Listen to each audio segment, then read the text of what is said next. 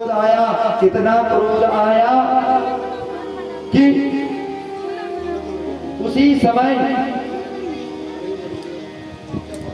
नदी के जल को हाथ में लेकर के राजा परीक्षित को क्या कर दिया, श्रृंगी ऋषि ने साप दे दिया। इति लांघित मर्यादम तक्षक सप्तमे हनि तक्ष जिस्म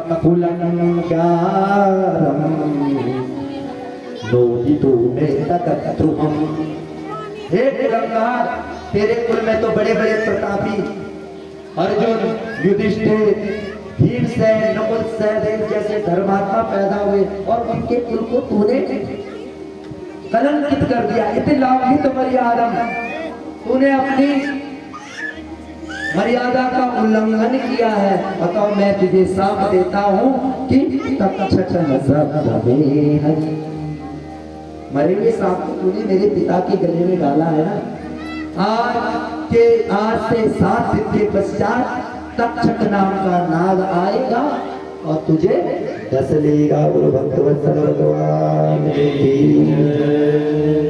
बस सांप दिया, अब सांप तो झूठा जाएगा नहीं, क्योंकि ब्रह्मर्षि का पुत्र है श्रृंगी, कोई साधारण ऋषि नहीं थे।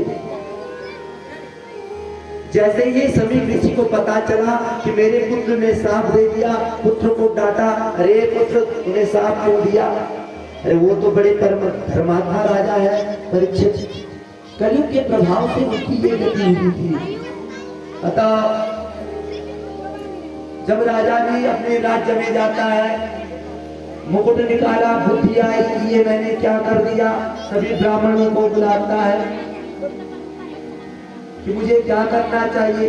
मुझे ऋषि का सांप लग चुका है, किसी ऋषि का मैंने अपमान किया, ऋषि के पुत्र का मुझे सांप लग चुका है, अब मुझे क्या करना चाहिए। बड़े परेशान हुए, सबसे प्रश्न किया कि मैं मरने वाला हूँ, मैं मरने वाला हूँ, 7 दिन के बाद मैं क्या करूँ, मर जाऊंगा, मुझे ब्राह्मण ने सांप दे दिया और मृत्यु तो निश्चित थी।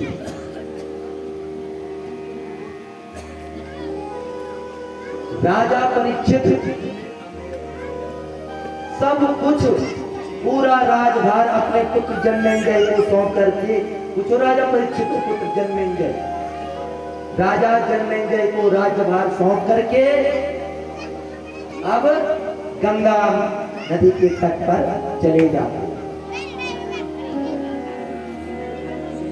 और नदी के तट पर जाकर के बड़े बड़े ऋषियों से, महर्षियों से प्रश्न करते हैं कि हे महर्षियों, नियमानस्य किं कर्तव्यम, जो मरने वाला हो उसे क्या करना चाहिए। जिसको ये पता चल जाए कि मैं मरने वाला हूँ, उसका क्या लक्ष्य होना चाहिए। डॉक्टर को जा, हॉस्पिटल में भर्ती ले जा, नहीं अब जैसे बीमारी लगी थी टाइम नहीं है, पर राजा परीक्षित को पता है ये बीमारी नहीं है, ये सांप है, और सांप का प्रत्युत्तर ब्राह्मणों के पास ही होगा। ब्राह्मण की सांप का उत्तर ब्राह्मणों को बुलाते हैं, ब्राह्मण देवता आपस में चर्चा करते हैं। तभी उसी समय नदी के किनारे के बंधु गंगा मैया, तत्रा भवत भगवान व्यास पुत्रो यतिशया गावटमाने च अलक्षलिंगो निजलाभतुष्टो